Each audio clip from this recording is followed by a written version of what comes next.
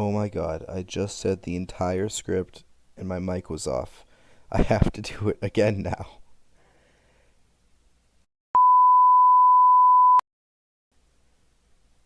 Okay.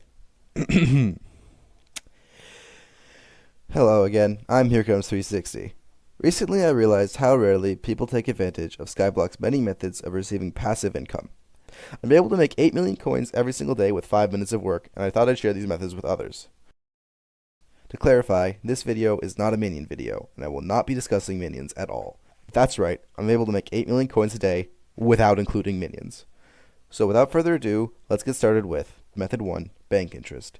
Bank interest is possibly the most underrated way of making money in Skyblock. Many players will have an item in mind, save coins until they can afford that item, then buy it. Not me. I wait until I can buy that item, plus enough money to maximize my bank interest. Because of this, I always have at least 150 million coins in my bank at all times to maximize the interest. Lower bank levels will require far less coins to keep up the maximum interest. The amount of coins required in the bank increases exponentially for a linear growth in interest. If you haven't taken high school algebra, that means the more coins you have in your bank gets less effective as the number gets higher. To improve bank interest, there will be two things you can do. Upgrading your bank account for one, and the second is leveling up your museum. To upgrade your bank account, you need coins and gold collection as well as museum milestones, which is why it's never a bad idea to have a gold minion run on your island for a month or two. Museum is a whole different beast. After going around the mountain to reach the museum, you meet Madame Eleanor Goldsworth III. You open her menu, and you see these 4 items, and basically, you can donate unique items to the museum through her interface, and it gives you Skyblock XP depending on the rarity or value of that item. As you donate more items, you get Skyblock XP, which contributes to your overall museum milestone.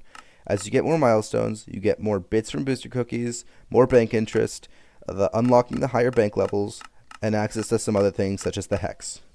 While much of that is useful, right now I'm only talking about the bank interest increase. With my museum milestone and my bank account, I'm able to get 610,000 coins every single day from bank interest. Method 2, Allowance.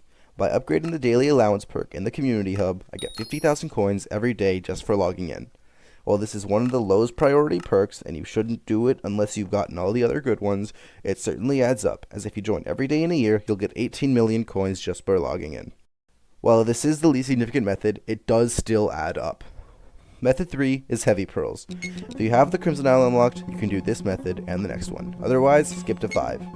For this method, you don't need to be able to kill any mobs in the Crimson Isle, so don't worry about being too weak, you just need to be able to get past them. Making your way through the volcano like this and going into the Matriarch's lair, you gather the 3 Heavy Pearls by getting swallowed by the Matriarch and parkouring around. The water in this area rises and is toxic, so you have to avoid it.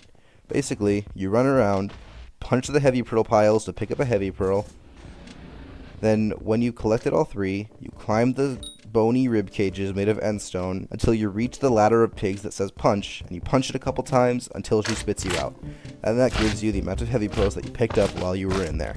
You gather the 3 heavy pearls every single day, which sell for 200,000 apiece, gives you 600,000 coins every single day.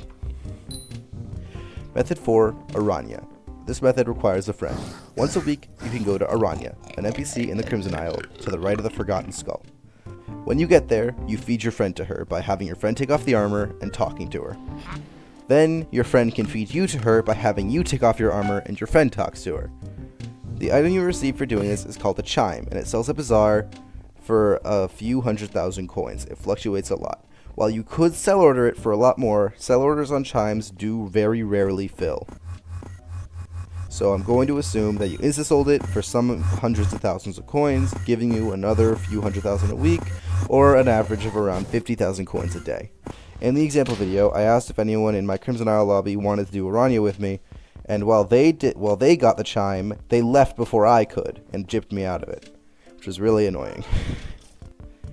Method 5, the Forge. This is the big method. The Forge allows you to forge resources into more valuable resources, with a very long forging time. Because of that forging time, the margins on forge items are incredibly high, giving you a bunch of profit as long as you have all of the forge slots running all the time. Personally, I forged Enchanted Mithril and Refined Mithril, with Refined Mithril selling for 500,000 at Bazaar, but the total Mithril required to forge it, being 160, requiring only 200,000 coins.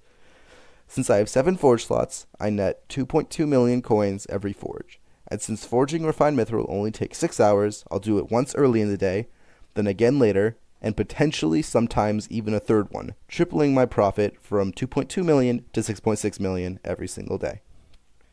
Adding all of this together, my final total is nearly 8 million coins every day with almost zero work. If you follow these methods, you can rack up coins over time as long as you stand with consistency.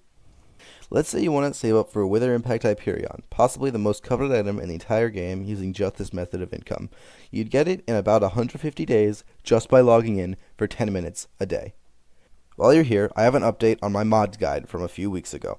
While I do still think SkyClient is the best method for modding Skyblock, unfortunately, the devs have confirmed that sometime in the next couple of months, Hypixel Skyblock will be forced onto 1.21, and nobody will be able to join it from 1.8 anymore. This means that SkyClient and all my favorite methods of modding are dead. Lunar and Modrinth still function. I also have some news regarding Hypixel's other game, Raven Guard. That's supposed to come out sometime in the next couple months as well, and I'm very excited for it.